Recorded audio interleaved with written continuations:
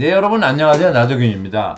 오늘은 가슴을 찌르는, 송곳으로 찌르는 것 같이 아프다, 이런 주제를 가지고 말씀을 드리도록 하겠습니다. 이번에 상담하신 분은 어려서부터 이제 숨을 쉬면 가슴을, 왼쪽 가슴을, 심장이 있는 데를 엄청 찌르는 것 같이 아팠다. 그리고 그 찌르는 곳을 손가락으로 정확하게 가리킬 수 있었다, 이런 거죠. 근데 조금 있으면 이제 덜 아파지고, 그러니까 이제 어린애니까 그냥 지낸 거죠. 그런데 나이를 좀 몇 년 지나도 계속 아프니까 이제 병원에 가서 검사를 했는데, 검사하니까 뭐 심장이 약간 늦게 뛰는 거 말고는 별다른 소견이 없다. 그 병이 없으니까 뭐 그냥 지내라. 그래서 이제 그냥 지낸 거죠. 그 조금 아프기도 하고 뭐 덜하기도 하고 이제 차차 나이 뭐 커지면서 좀 덜하기도 하고 별 문제 없이 지냈는데, 이제 최근에 이제 다시 운동을 하면 팍 찌르는 것 같이 아프고, 그 찌르는 자리, 그것이 이제 옛날엔 숨 쉬어야지 아팠는데 지금은 숨을 안 쉬어도 아프고, 어떤 때는 움직일 때 아프기도 하고, 그래서 이게 이렇게 오래됐기도 했고, 또 그러니까 이게 과연 심장병인지 그냥 다만 몸이 약해서 그런 건지, 이렇게 문의를 하셨어요. 근데 이분이 갖고 있는 문제는 정리를 해보면 심장이 찌르는 것 같이 아프고, 아픈 것을 손가락으로 딱 짚을 수 있고, 그 다음에 운동하고 딱 걸리는 것 같지는 않다. 사실 심장병에서는, 특히 협심증에서는 통증의 양상이 굉장히 중요합니다. 통증의 양상만 듣고도 협심증일 가능성이 높다, 이렇게 할 수 있는 거거든요. 그래서 이 양상을 잘 기억하고 계셔야 돼요.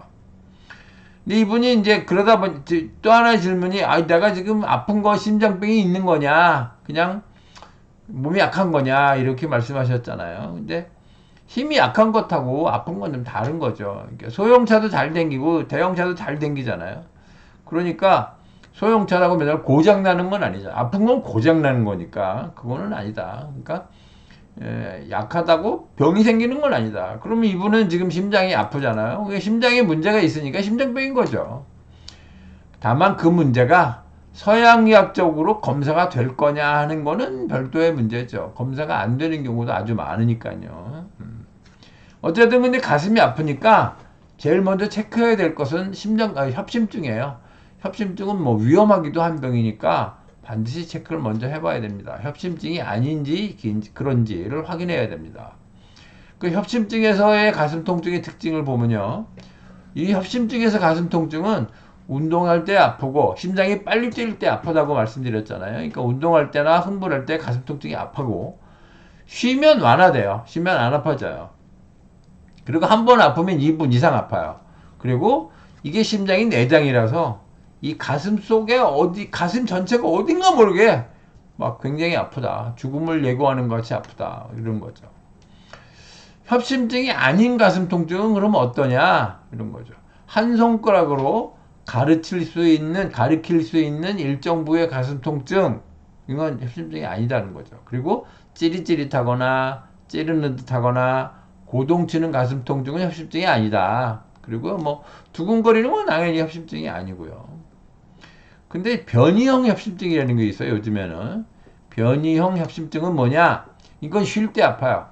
협심증은 운동할 때 아픈 거고, 변이형 협심증은 쉴 때 아프다. 근데 주로 새벽에 아프다고들 하시고요. 운동할 때는 안 아파요. 그리고 상대적으로 사실은 통증은 훨씬 덜한 편이긴 하죠. 물론 이제 공포가 있어서 덜 아프다는 게 어떤 의미가 있는지 그렇긴 하지만요. 그럼 협심증 진단을 어떻게 하느냐? 협심증 진단은 뭐 심전도 검사, 운동부하 검사, 뭐 홀터 검사, 이런 거, 심혈관 조 이런 걸 하는데, 가장 중요한 건 심혈관 조영술이죠.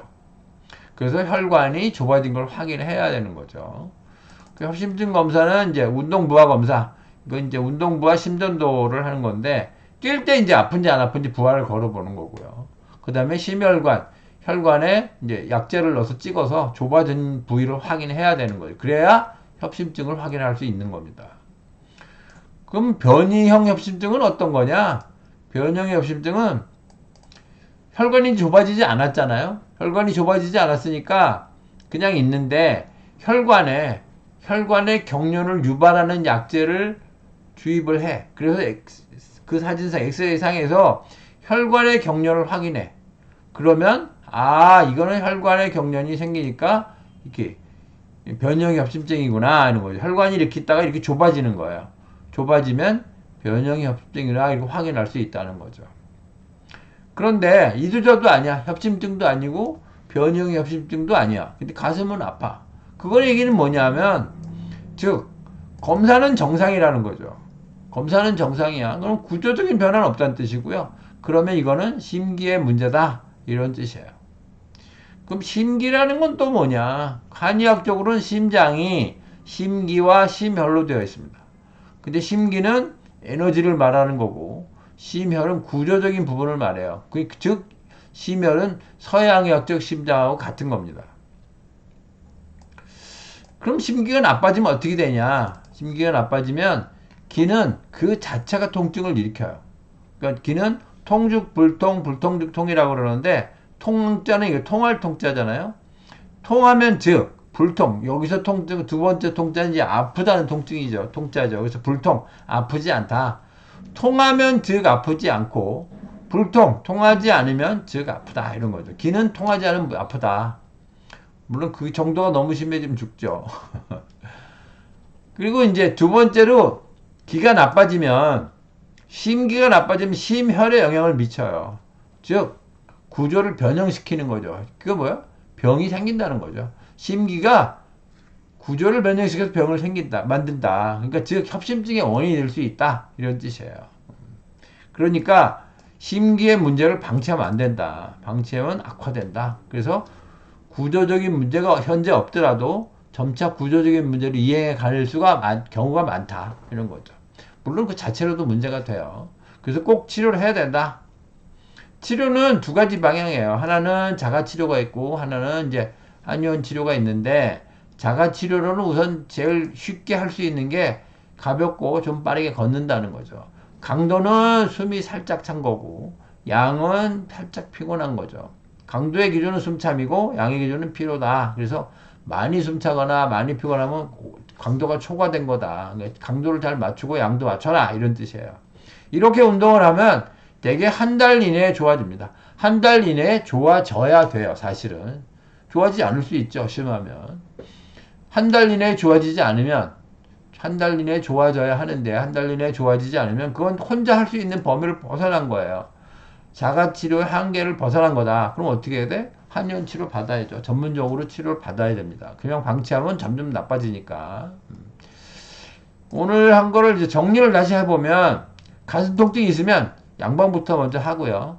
그래서 내과 진료 받아갖고 협심증이나 변형의 협심증이 아닌지 확인하고 협심증이나 변형의 협심증이 있다면 그거에 따른 적절한 치료를 받아야 되고요.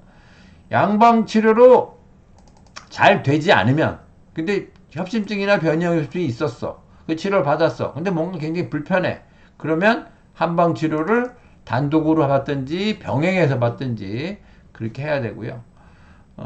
변형 협심증도 아니고 협심증도 아니야. 아무것도 아니야. 그거 나타나지 않으면 그땐 뭐 한방 치료밖에 없으니까 한방 치료를 받아야죠. 이건 기회 문제라는 뜻인데 기회 문제는 생각 밖으로 한방 치료 잘 됩니다. 그러니까 너무 고생하지 마시고 한의학적 치료를 받으시는 거를 추천드리겠습니다. 네, 오늘은 여기까지 하겠습니다.